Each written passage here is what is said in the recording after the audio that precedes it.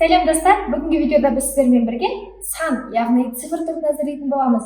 VBPy'дың рецептісімен жасайтын боламыз. Видеоны соңына дейін көріп, лайк басып, комментарий қалдыруды ұмытпаңыз. Мінекей өте әдемі, сондай торт күшті.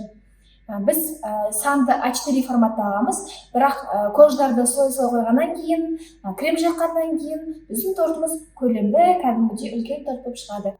Сіз де міндетті түрде жасап көріңіз. Видеоға лайк басып, комментарий қалдырып кетуді ұмытпаңыз.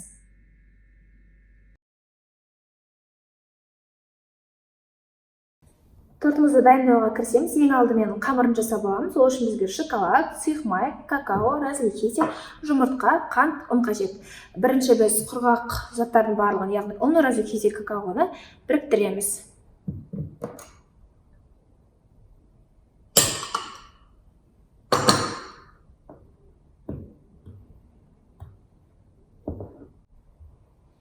Енді шоколадымызды ерітеміз. Шоколадты еріту үшін біз сұйық майымызды құямыз. Водяной баняда ерітсеңіздер болады, немесе микроволновкаға ерітсеңіздер болады. Микроволновкаға еріткенде әрбір 10 секунд сайын алып араластырып отыру қажет.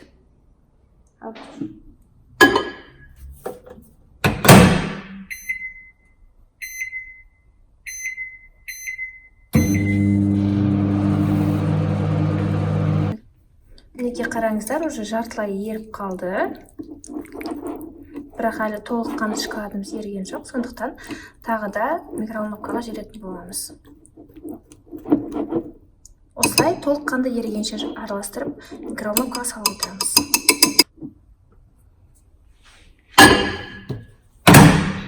Болды. Мінекей шоколадымыз толыққанды еріді. Енді біз үлкен ыдысымызға шоколадымызды салып аламыз.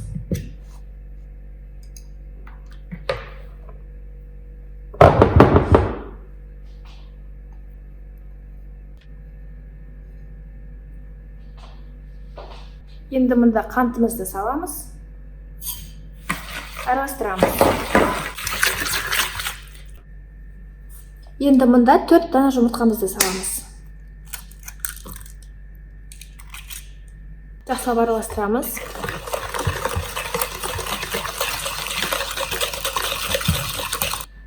Енді бұл смеске ұн илегіштің көмегімен ұнымызды салып отырып араластыратын боламыз.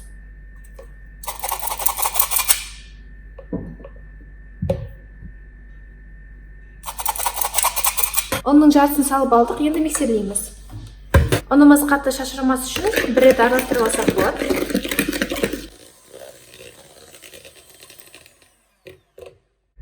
Енді қалған ұнымыздың барлығын саламыз.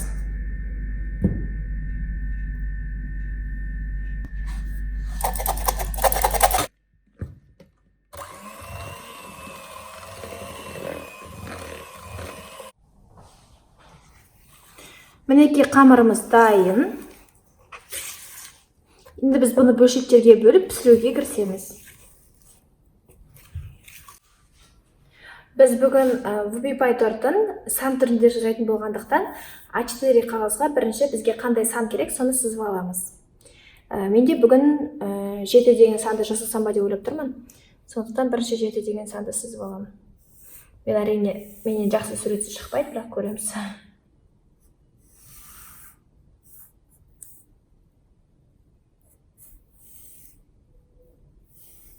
Бола. Боянанды.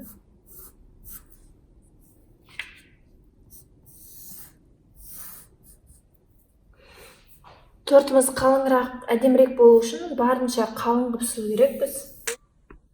Бізде студияда қайшы татпағандықтан пышақпен кесіп алып жатырмын. Қайшымен кескен оңайырақ қой әрине.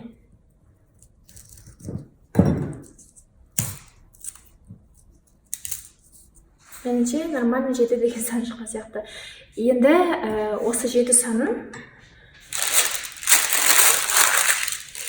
үстіне былай бірінші өлшеп аламыз, ширinaсын, яғни біз кішкентай қылып қойсақ, 7 деген сан сыймай қалуы мүмкін, тым үлкен қылып қойсақ, дұрыс болмайды деген сияқты дәлдеп аламыз да.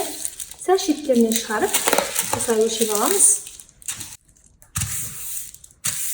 осылай қаламен сызып алсаңыздар да болады, өздеріңізге ыңғайлы болу үшін, немесе осының үстіне сразу форма жасап келтірсеңіздер болады. Бізге ыңғайлы болу үшін мен бірінші кондитерский мешокқа коржымызды салып алып жатырмын.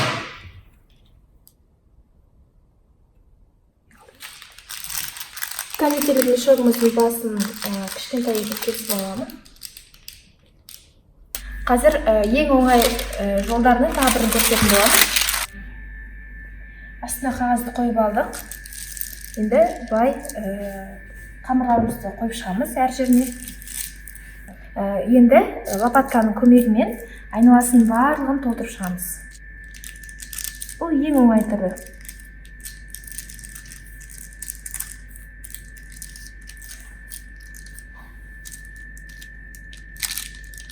Кейін духовкадан пісіп шыққаннан кейін тағы да 7 деген санымызбен біркелкі етіп кесіп алатын боламыз.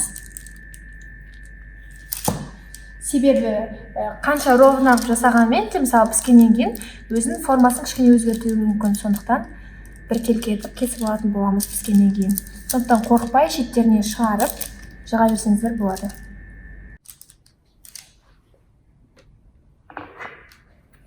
Енді дайын болған корждарымызды 10-15 минут көлемінде қызып тұрған пеште 180 градуста пісіретін боламыз.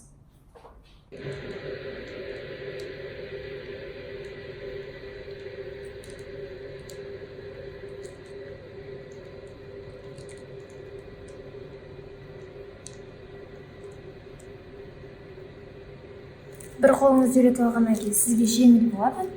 Енді іштерін толтырып шығамыз.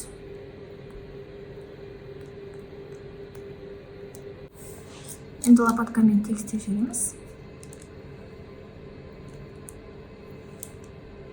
Қызып тұрған пешімізге салдық, енді пісіріп аламыз. Духовкадан жаңа ғана шықты, әлі ыстық. Біз 7 деген санымыздың орналастырып кесіп аламыз. Ыстықтай кескен кезде ол шашырамайтын болады, тез әрі оңай кесілетін болады. Сондықтан ыстықтай кескен дұрысырақ.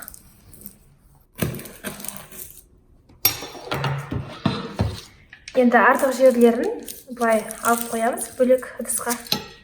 Сіз бұдан тағы да крем жағып торт жасасаңыз болады, немесе кейк поп жасасаңыз болады.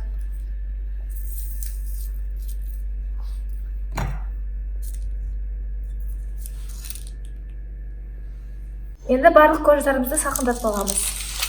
Крем дайындауға кірсеміз, ол үшін бізге 700 грамм сливки қажет. Сливкиміз өте салқын болуы керек. Міндетті түрде холодильниктен алып шыққан болу керек. Салқын сливкиді қолданамыз. Менде 33%-дық Чудский озеро сливкini қолданамын. 35%-дығын қолдансаңыздар болады, және де президент сливкini қолдансаңыздар болады. Бұлар натуральный сливки, дәмі өте керемет шығады. Және де 200 грамм сахарный пудра, яғни қант ұнтағы, 400 грамм творожный сыр, креметтен қолдансаңыздар болады, немесе сливочный сыр, крем-чизді қолдансаңыздар болады. Ең бірінші біз сливкимізді миксерлейміз.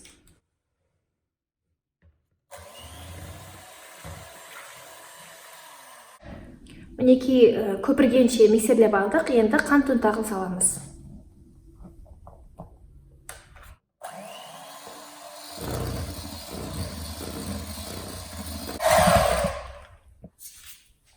Қант ұнтағын салдық, енді сырымыздың жартысын саламыз. Бұл этапта біздің креміміз қатты шашырауы мүмкін, сондықтан мен крышкасын жабамын. Миксерлеймін.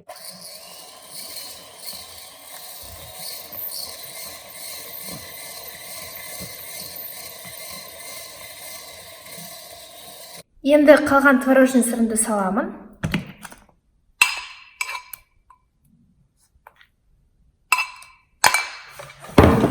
Қалған творожный сырды салдық. Енді бір келкі болғанша тоқтамастан 3-5 минут аралығында миксерлейміз.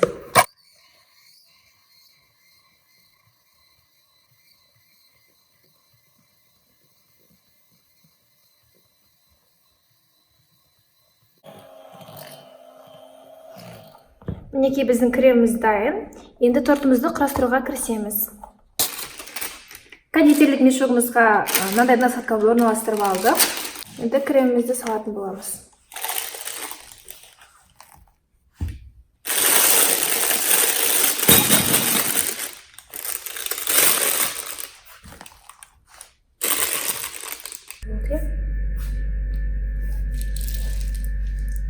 Енді айналасына шариктер жасап шығамыз.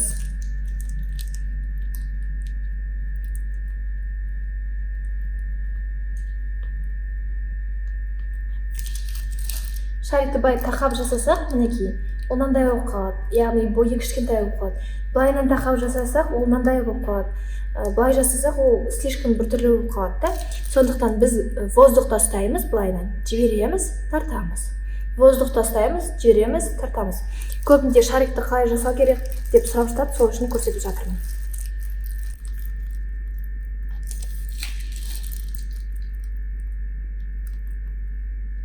Жібереміз, тартамыз, жібереміз, тартамыз.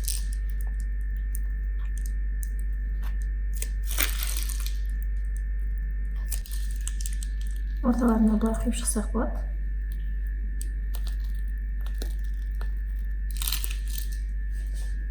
Лопаткамен былайынан түзеулеп шықсақ болады орталарын.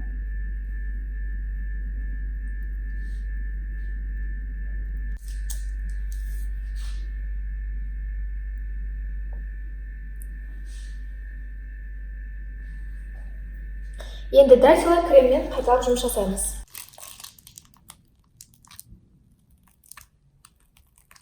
Дәл осылай барлық кождарымызбен қайталаймыз.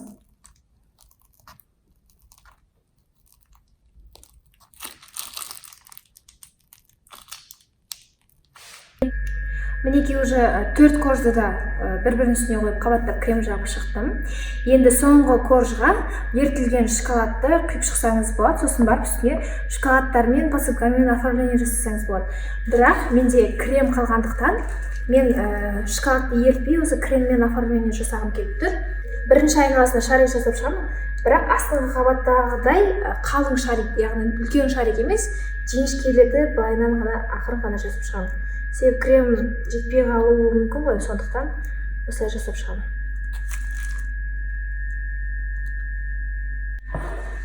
Енді тортымызды мынандай шоколадтармен, орео печеньелермен, альбенимен әдемілейтін боламыз. Әр жеріне орео печеньелерін қойып шығамыз.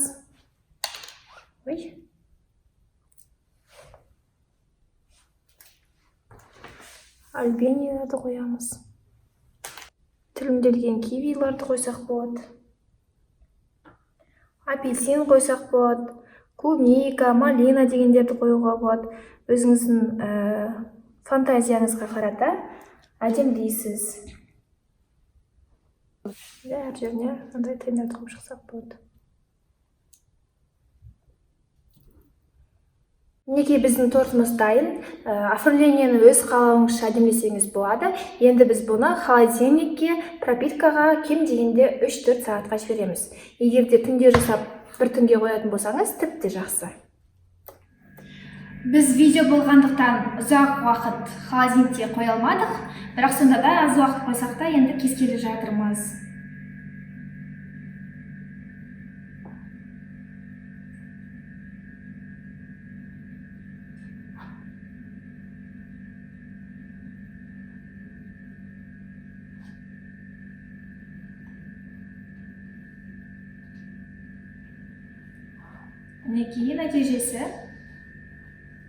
Мінекей нәтижесі өте сондай керемет кождар мен керемет крем пайда болды. Басында кож қаттырақ болады. Ескерсеңіздер, ертең менің кожым қатты қалды деп айтпайтындай. Кож орташа қаттылықта болады, бірақ креммен пропиткада тұрғаннан кейін кожыңыз өте жұмсақ болып шығады. Дәмін көреміз қазір.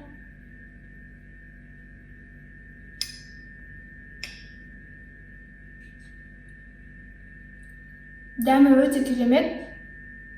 Менің сүйікті торттарымның бірі Выбипай. Хотя мен өте көп торт жіберетіндердің қатарынан емеспін. Сонымен достар, видеоны соңына дейін көргендеріңізге рахмет. Біздің тортымыз дайын. Сіздер жасап көріңіз. Сіздің жақындарыңызға және өзіңізге де ұнайды деген ойдамын. Мен сіздермен қоштаспаймын. Келесі видеода жүздескенше.